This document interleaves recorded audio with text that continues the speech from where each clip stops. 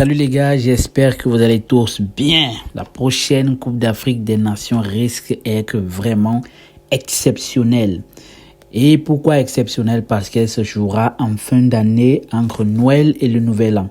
Alors, il y aura les bons et les mauvais cadeaux, les Happy New Year et les Bad New Years. Alors, la première question est de savoir qui sera le regagnant de ce magnifique et beau trophée. C'est la première question à répondre en commentaire. Dites-moi, selon vous, qui sera le nouveau tenant du titre de la Coupe d'Afrique des Nations 2025 au Maroc? Alors, aujourd'hui, on a assisté à un très bon tirage au sort qui nous donnera de très beaux matchs, des duels, des classiques à l'africaine.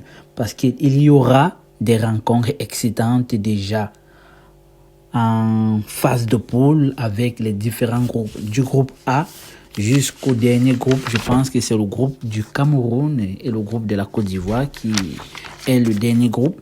Alors, qu'est-ce qui va rendre cette Coupe d'Afrique intéressante? Et je pense que ce qui rend cette compétition extrêmement intéressante, je dirais même au-delà de la Champions League, au-delà de la Coupe du Monde et au-delà de la Coupe d'Europe, c'est le simple fait que c'est l'une des compétitions qui divise et unit en même temps. Donc, je pense que ça va être très, très intéressant. Et c'est la raison pour laquelle, pour moi, je dirais que c'est l'une des compétitions, je dirais même la compétition la plus extraordinaire.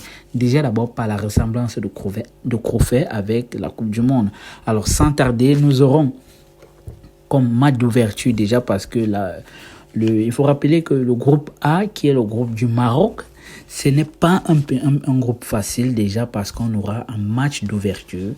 Le pays organisateur avec la surprise des deux dernières Coupes d'Afrique qui est le Comore. Et dans le groupe B, nous avons aussi un très bon match qui va se jouer. Le match entre l'Égypte et l'Afrique du Sud. D'un côté, on aura la rencontre entre Mohamed Salah et l'ancien coach qui est Hugo Broos. Oui, bien évidemment, Hugo Broos parce que Hugo Broos a eu à voler une Coupe d'Afrique des Nations à Mohamed Salah en 2017 au Gabon. Donc, je pense que c'est le bon moment pour lui de reprendre sa revanche face au Bafana. Alors, au niveau du groupe C, moi, je pense que c'est un groupe plutôt léger. C'est vrai, il n'est pas très dense, mais je trouve que ce groupe, il est plutôt léger, pas très compliqué. C'est compliqué. Il peut y avoir des surprises des différentes équipes qui constituent le groupe C, mais pour moi, réellement, il n'a pas vraiment quelque chose à dire, sauf si il y aura vraiment des surprises, parce que sinon ça, moi je m'attends à ce que les pays les plus reconnus, les plus favoris, puissent passer normalement. Bien évidemment, on sait que c'est le ballon, et le ballon et les ronds, il peut y avoir des surprises. Alors, au groupe E, nous allons passer au groupe E parce que je pense que l'Algérie, avec les mêmes adversaires, ça fait déjà pratiquement 2 Coupes d'Afrique, voici la 3e. L'Algérie, ils se retrouvent encore pratiquement avec les mêmes adversaires. Alors je pense que, j'ai l'impression et j'espère que cette fois-ci, l'Algérie ne va pas nous sortir le même bavardage que non, la meilleure équipe d'Afrique, la meilleure équipe qui devrait jouer l'Euro, et après se fait merder comme ils ont l'habitude de le faire. Parce qu'on connaît tous le bavardage algérien. Ils savent faire le boucan, mais arrivé pendant les matchs, ils merdent. Ils passent juste le temps à citer leur superstar, Mahrez, avec tous les joueurs qui constituent l'équipe nationale algérienne. Donc je pense que dans le groupe E, nous aurons affaire à Balthazar contre l'Algérie. Sauf si et seulement si, cette fois-ci, l'Algérie ne va pas se faire éliminer par une petite équipe de son groupe.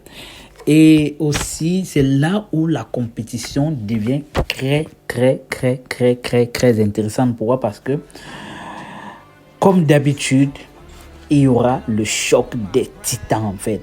Je dis bien le choc des titans, ce qu'on appelle le classique, le classico, le calcio africain, en fait, qui oppose deux grands cadors du football africain. D'un côté, on aura la femme et de l'autre côté, on aura l'homme.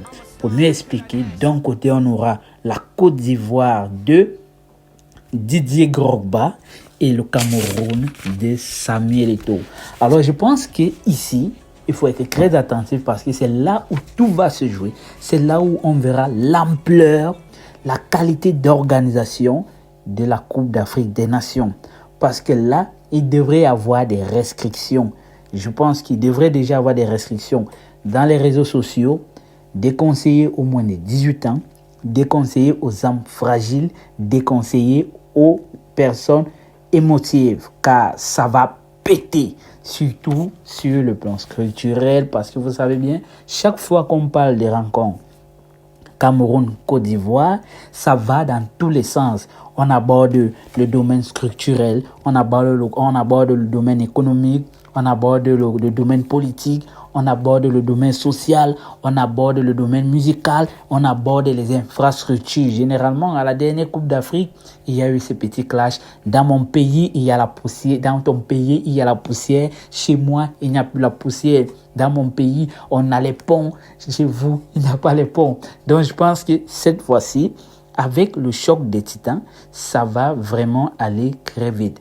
Donc, côté déjà, c'est vrai que ces derniers temps, avec les performances des deux équipes, et d'après la dernière CAN, la Côte d'Ivoire nous a fait un comeback. Donc, du coup, ils ne sont pas, ou bien je dirais, la Côte d'Ivoire n'est pas une petite équipe face au Cameroun, bien évidemment. Le Cameroun, à la dernière Coupe d'Afrique des Nations chez la belle famille, ne s'est pas bien géré. Et je pense que avec leur coach qui déjà est en froid avec son institution, avec la FECAFOOT, il aura le devoir et le toupet de montrer en fait qu'il a eu raison derrière le président de la Fédération camerounaise de football.